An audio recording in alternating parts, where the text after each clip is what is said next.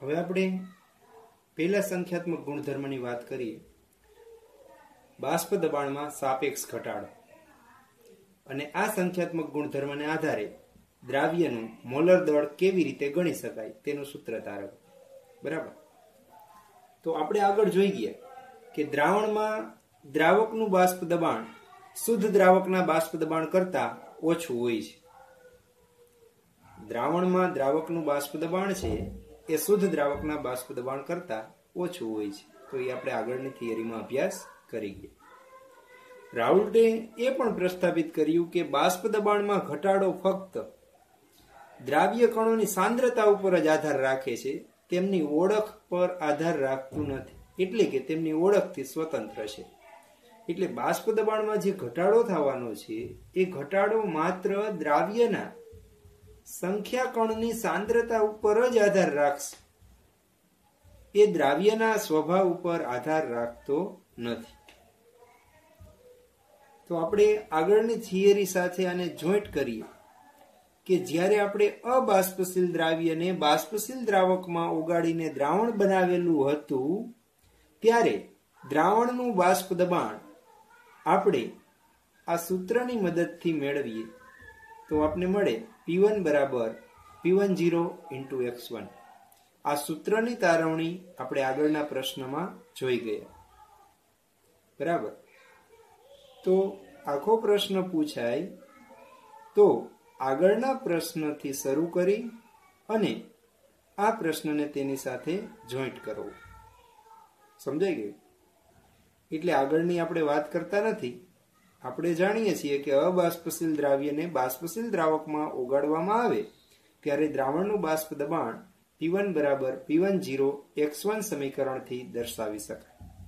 જ્યાં P1 છે એ દ્રાવણમાં દ્રાવકનું બાષ્પ દબાણ અથવા તો દ્રાવણનું બાષ્પ દબાણ દર્શાવે છે. P10 છે એ શુદ્ધ દ્રાવકનું બાષ્પ દબાણ દર્શાવે છે. x1 છે એ દ્રાવણમાં દ્રાવકના મોલ અંશ દર્શાવે છે. બરાબર. હવે આપણે દ્રાવકના બાષ્પ દબાણમાં ઘટાડાની વાત કરવી છે. તો દ્રાવકના બાષ્પ દબાણમાં ઘટાડો એને આપણે ડેલ્ટા P1 વડે દર્શાવીએ. તો ઘટાડાને આપણે કેવી રીતે દર્શાવશું? તો કે શુદ્ધ દ્રાવકનું બાષ્પ દબાણ માઇનસ દ્રાવણનું બાષ્પ દબાણ. શુદ્ધ દ્રાવકનું વધુ હશે, દ્રાવણ બનશે એટલે એનું બાષ્પ દબાણ ઘટશે. એટલે જે તફાવત મળે એ દ્રાવકના બાષ્પ દબાણમાં ઘટાડો કહેવાય. એટલે ડેલ્ટા P1 બરાબર થશે P10 માઇનસ P1. આ P1 ની કિંમત સમીકરણ 1 માંથી અહીંયા મૂકીએ તો સૂત્ર થશે ડેલ્ટા P1 બરાબર P10 minus P10 × x1. P10 ને કોમન કાઢીએ તો 1 માઇનસ x1.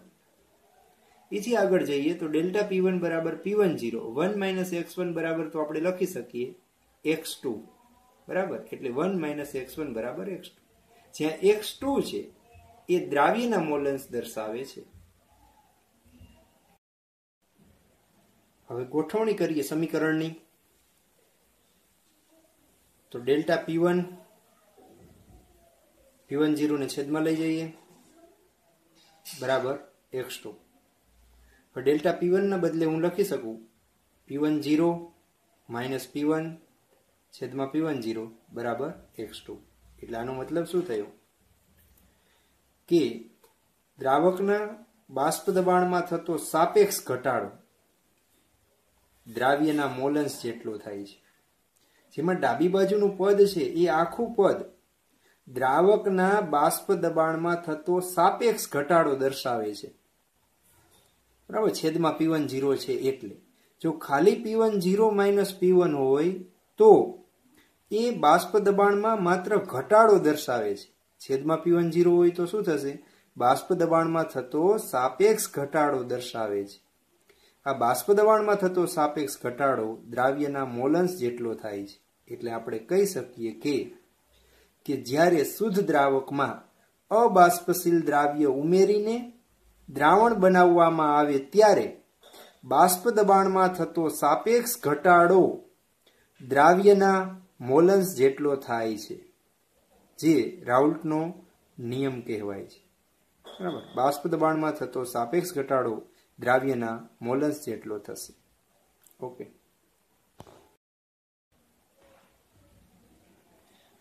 હવે આગળ જોઈએ, સમીકરણમાં x2 ની કિંમત મૂકીએ તો શું થશે? p10 - p1 છેદમાં p10 બરાબર x2 એટલે શું લખી શકાય? n2 છેદમાં n1 પ્લસ n2, કારણ કે x2 બરાબર થશે n2 છેદમાં n1 પ્લસ n2, જ્યાં n1 છે એ દ્રાવકના મોલ અને n2 છે એ દ્રાવ્યના મોલ દર્શાવે છે.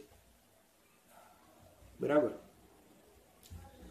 હવે આ સમીકરણ મંદ દ્રાવણ માટે આપણે લાગુ પાડીએ તો અતિ મંદ દ્રાવણ માટે દ્રાવ્યના મોલ દ્રાવકના મોલની સાપેક્ષમાં ખૂબ જ ઓછા હશે, એટલે n2 n1 લખી શકાય. જો દ્રાવ્યના મોલ ખૂબ જ ઓછા હોય તો આ સમીકરણમાં n1 ની સાપેક્ષમાં n2 નું મૂલ્ય નાનું હોવાથી તેને અવગણી શકાય. તો આપણે એને અવગણીએ તો સમીકરણ બને p10 - p1 છેદમાં p10 બરાબર n2 છેદમાં n1. હજી આપણે એક સ્ટેપ આગળ લઈ જઈએ તો p10 - p1 છેદમાં p10 બરાબર n2 એટલે શું લખાય? મોલ બરાબર દળના છેદમાં આણ્વીય દળ, એટલે n2 બરાબર થશે W2 છેદમાં M2 અને n1 બરાબર W1 છેદમાં M1. આ બંને કિંમત આમાં મૂકીએ તો W2 M2 W1 છેદમાં M1 એટલે એ અંશમાં જશે, એટલે આખું સમીકરણ બનશે p10 - p1 છેદમાં p10 બરાબર W2 M1 M2 W1, જ્યાં W1 છે એ દ્રાવકનું દળ દર્શાવે છે, W2 દ્રાવ્યનું દળ દર્શાવે છે, M1 દ્રાવકનું આણ્વીય દળ અને M2 દ્રાવ્યનું આણ્વીય દળ દર્શાવે છે. તો આપણે આ સમીકરણમાં જોઈ શકીએ છીએ કે જો M2 સિવાયના એટલે કે દ્રાવ્યના આણ્વીય દળ સિવાયની બધી કિંમતો આપને પ્રાપ્ય હોય તો દ્રાવ્યનું આણ્વીય દળ આ સમીકરણથી ગણી શકીએ. સમજાઈ ગયું? હવે જોઈએ કોયડો 2.6. અમુક તાપમાને શુદ્ધ બેન્ઝીનનું બાષ્પ દબાણ 850 બાર છે. એક અબાષ્પશીલ અવિદ્યુત વિભાજીય ઘનના 0.5 ગ્રામ વજન પદાર્થને 39 ગ્રામ બેન્ઝીનમાં ઉમેરવામાં આવ્યું. દ્રાવણનું બાષ્પ દબાણ 0.845 બાર જણાયું. તો ઘન પદાર્થનું મોલર દળ કેટલું થશે? જો પેલા રકમની અંદર આપણે જોઈએ કે કઈ કિંમત આપને આપેલી છે.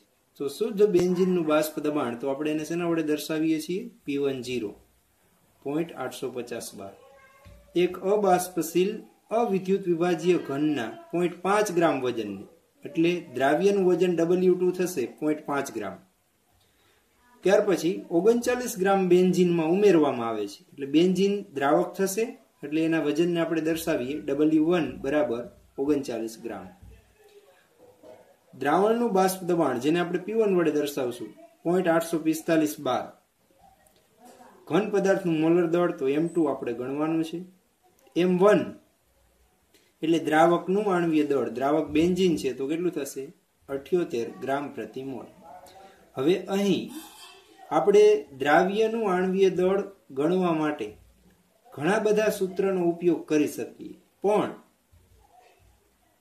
બાષ્પ દબાણ વિશેની અહીં વાત કરેલી હોવાથી દ્રાવ્યના આણ્વીય દળ સાથે બાષ્પ દબાણ સંબંધિત હોય એવા સમીકરણનો આપણે ઉપયોગ કરવો પડે, એટલે રાઉલ્ટના નિયમનો આપણે ઉપયોગ કરી શકીએ. તો શું થશે? P10 - P1 છેદમાં P10 બરાબર W2 M1 છેદમાં M2 W1, જેમાં M2 ની કિંમત એટલે દ્રાવ્યનું આણ્વીય દળ ગણવું હોય તો બાકીની કિંમત બધી હોવી જોઈએ. તો આપણે જોઈ શકીએ છીએ કે બધી કિંમત આપણી પાસે છે. આ બધી કિંમત આની અંદર મૂકી સાદુરૂપ આપી એટલે જવાબ મળે. તો M2 ને કરતા બનાવીએ અને કિંમત મૂકતા જઈએ. M2 આવશે ડાબી બાજુ, જમણી બાજુ W2 છે એની કિંમત 0.5, M1 પણ છે તો M1 ની કિંમત થશે 78. P10 સામે જશે તો એની કિંમત થશે 0.850 છેદમાં W1 તો હતા જ એટલે 39 ગુણ્યા P10 માઇનસ P1 છેદમાં આવશે એટલે એની કિંમત મૂકીએ 0.850 માઇનસ 0.845. સાદુરૂપ આપીને ગણતરી કરીએ એટલે આણ્વીય દળ મળશે M2 170 ગ્રામ પ્રતિ મોલ. સમજાઈ ગયું?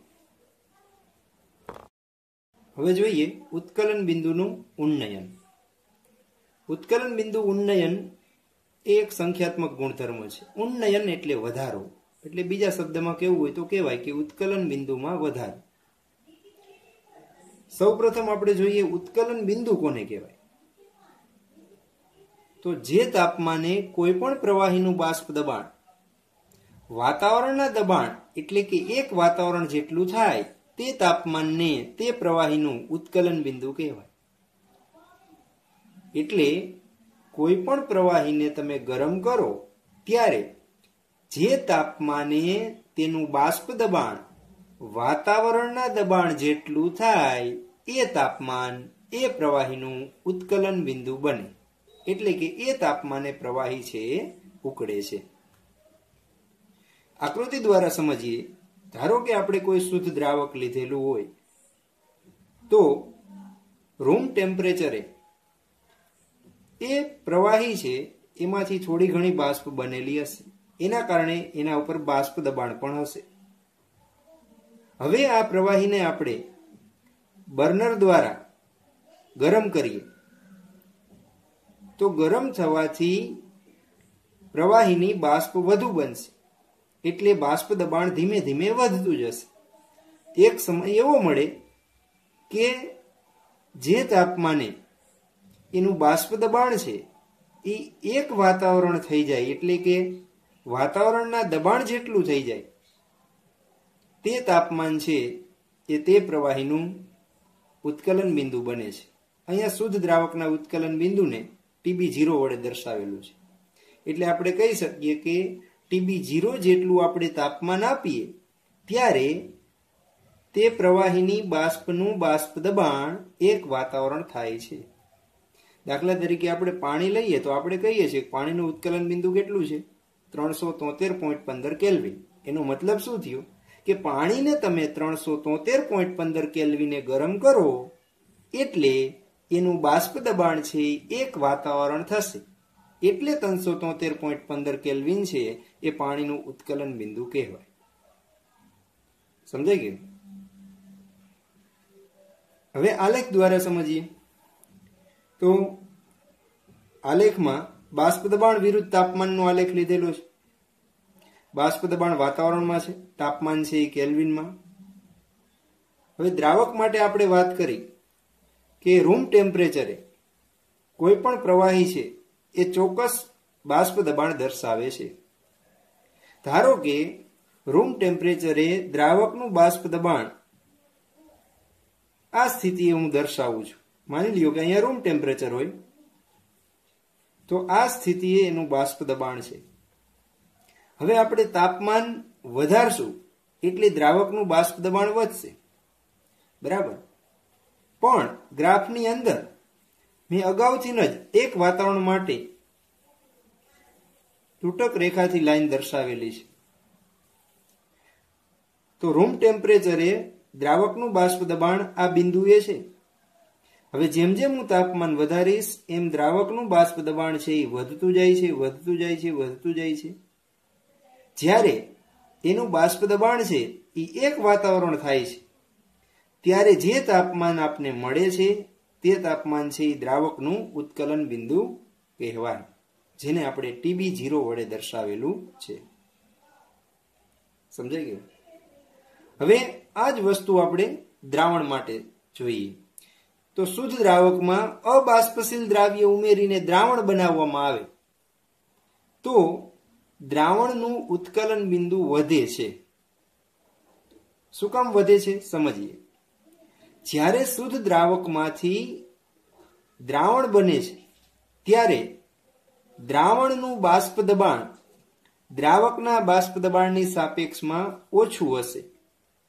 હવે દ્રાવકની સાપેક્ષમાં દ્રાવણનું બાષ્પ દબાણ ઓછું છે તો એને એક વાતાવરણ બાષ્પ દબાણ સુધી પહોંચાડવા માટે વધારે ગરમ કરવું પડશે. એટલે તેમાં એક વાતાવરણ દબાણ લાવવા માટે વધારે તાપમાનની જરૂર પડે છે.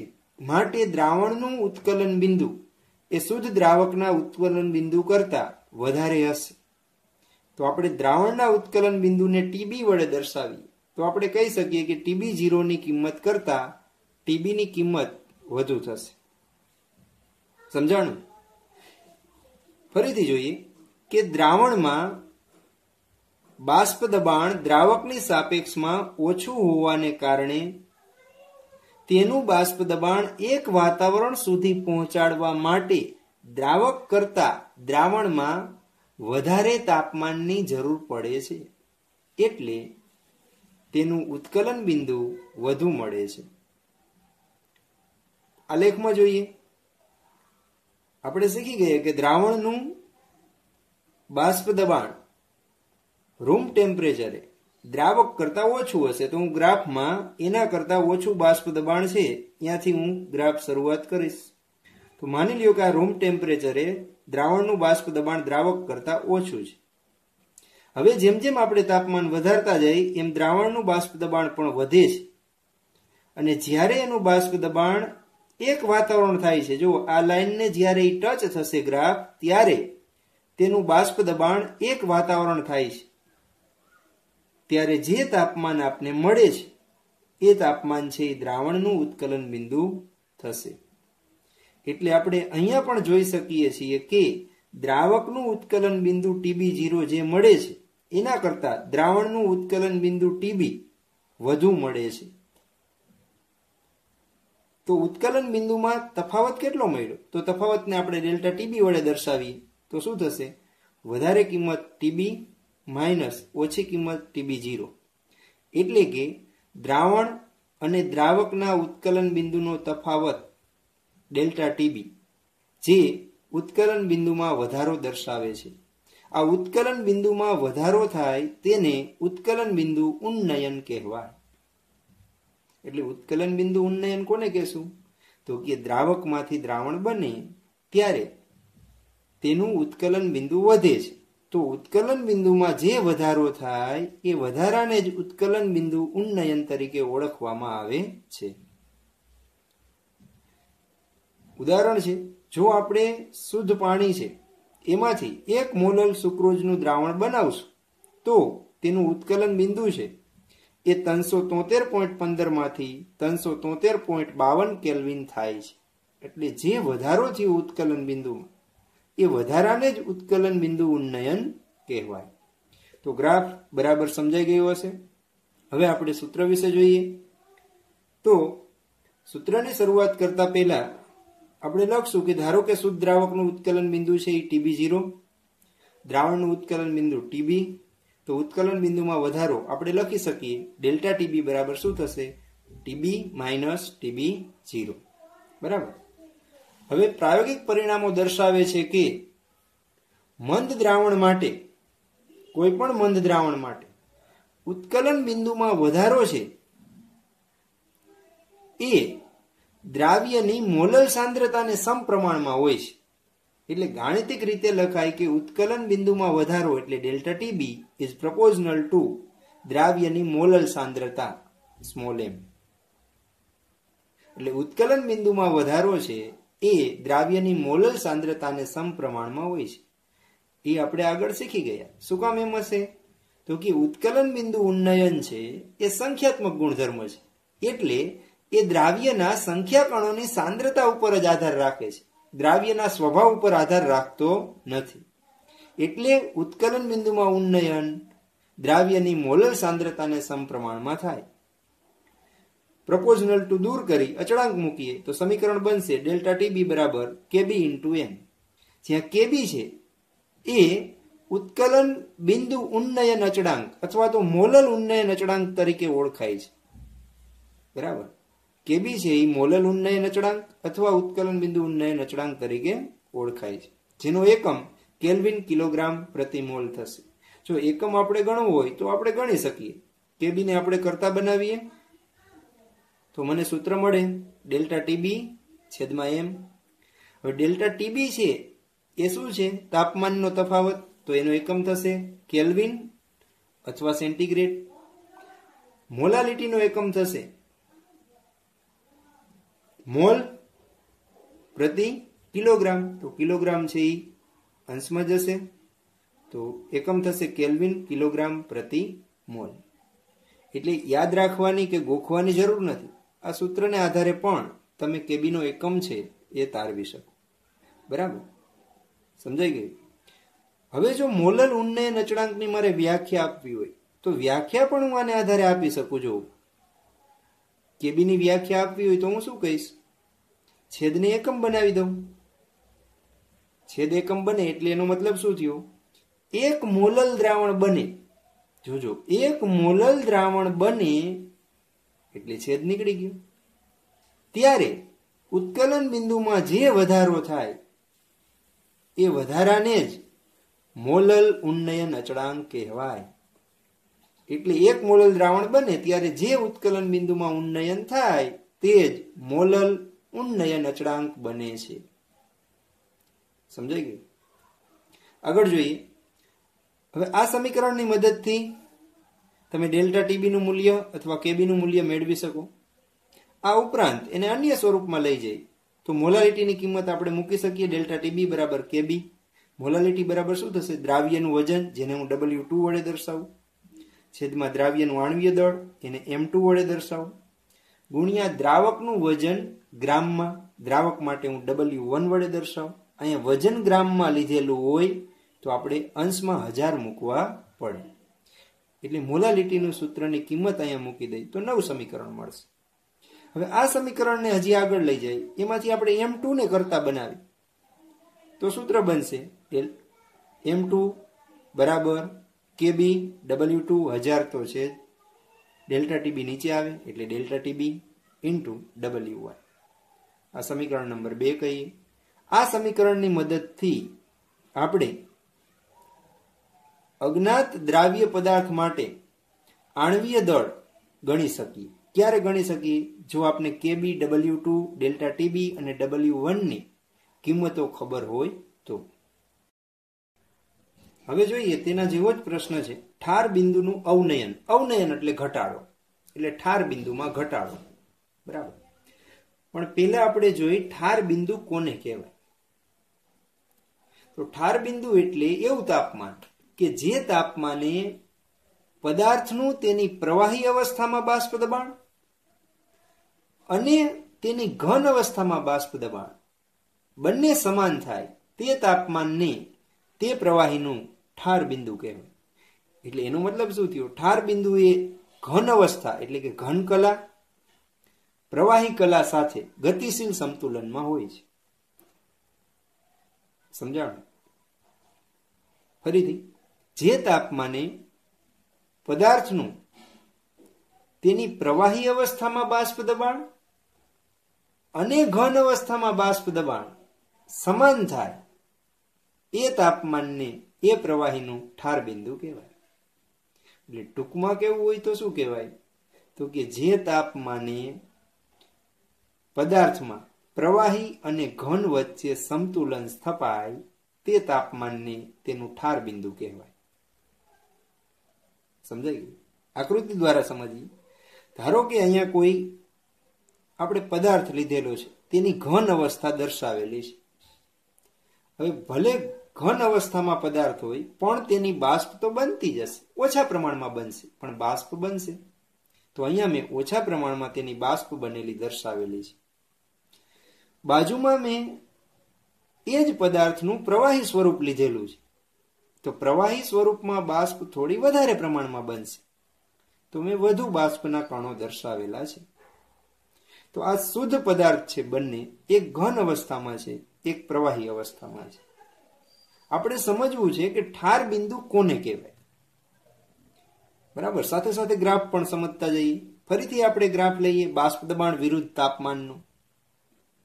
બરાબર, તો સૌ પ્રથમ હું ઘન અવસ્થાની વાત કરું તો ચોક્કસ તાપમાને એટલે કે રૂમ ટેમ્પરેચરે ઘન પદાર્થની અંદર બાષ્પ રહેલી હશે. એ બાષ્પ દ્વારા દબાણ લાગતું હશે. એ તેનું બાષ્પ દબાણ બનશે. આપણે ધારી લઈએ કે રૂમ ટેમ્પરેચર અહીંયા છે, બરાબર. ત્યારે ઘન અવસ્થામાં તેનું બાષ્પ દબાણ આ જગ્યાએ માની લો કે દર્શાવેલું છે ઘન અવસ્થામાં. હવે આપણે ઘન અવસ્થામાં બાષ્પનું પ્રમાણ ઓછું છે અને તાપમાન આપણે ઘટાડીએ છીએ તો બાષ્પનું પ્રમાણ હજી ઘટશે, તો બાષ્પ દબાણ ઘટશે.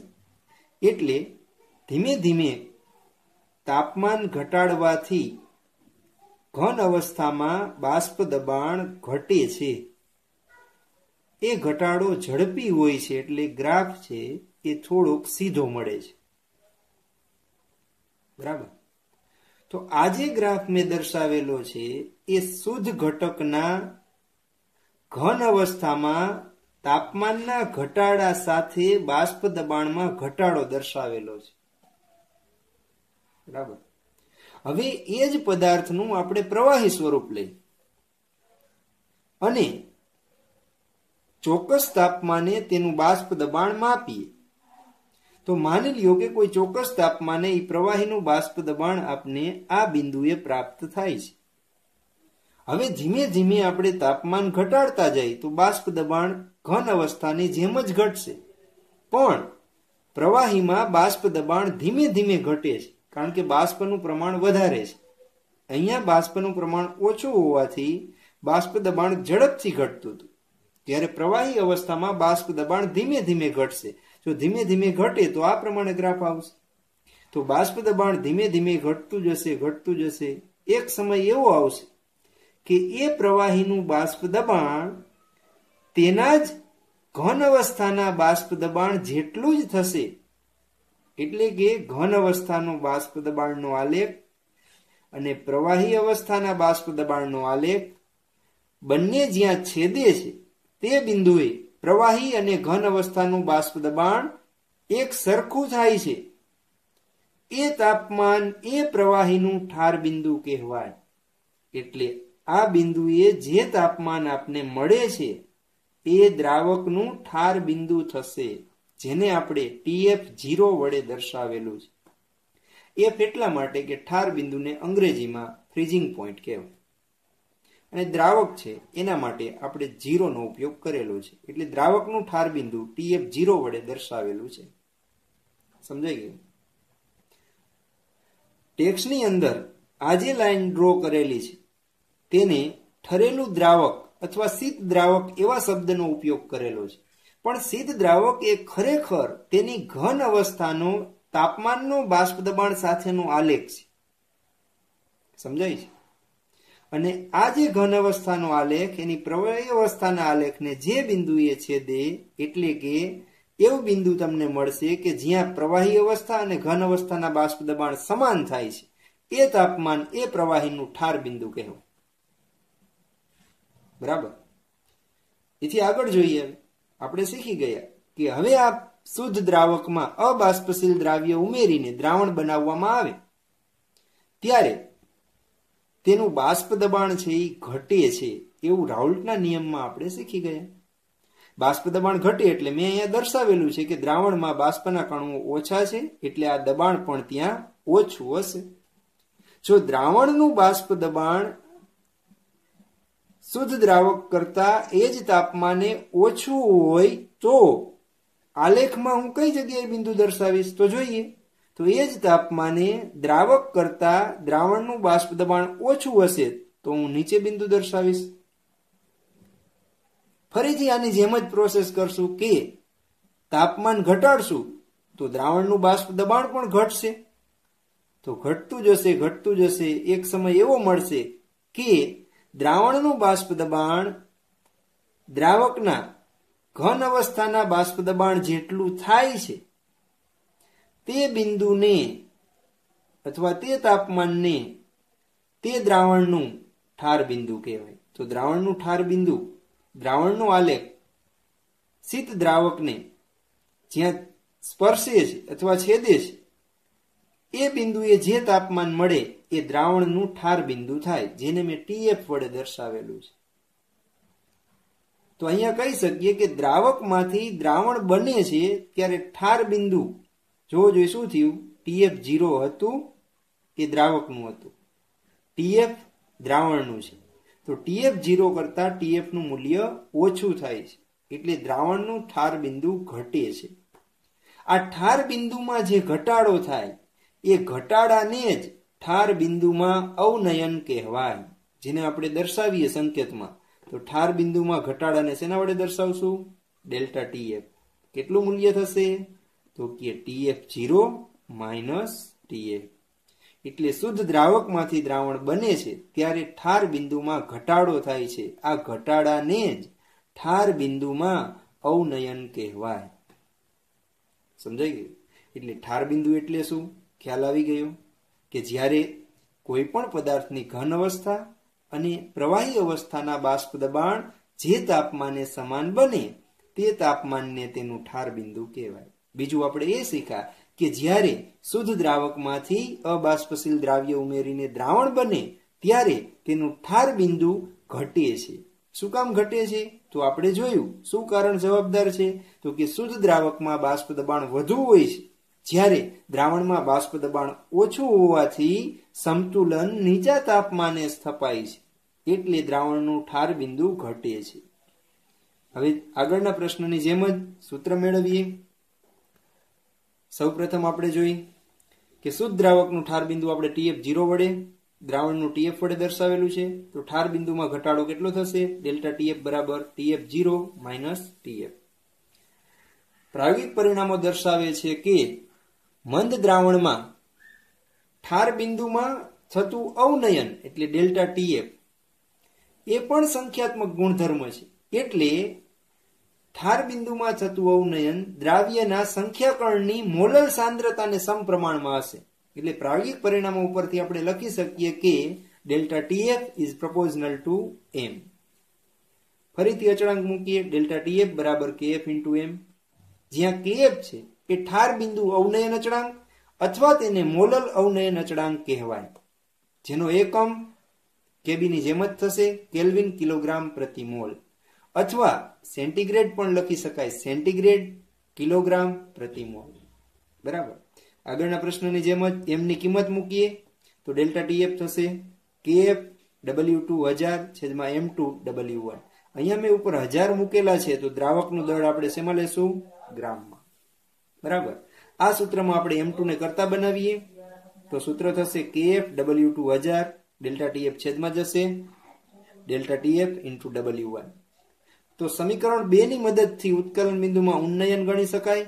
સમીકરણ 3 ની મદદથી તમે અજ્ઞાત પદાર્થનું આણ્વીય દળ W1, W2, delta TF, KF ની કિંમત જાણતા હોય તો આપણે ગણી શકીએ. સમજાઈ ગયું? બરાબર.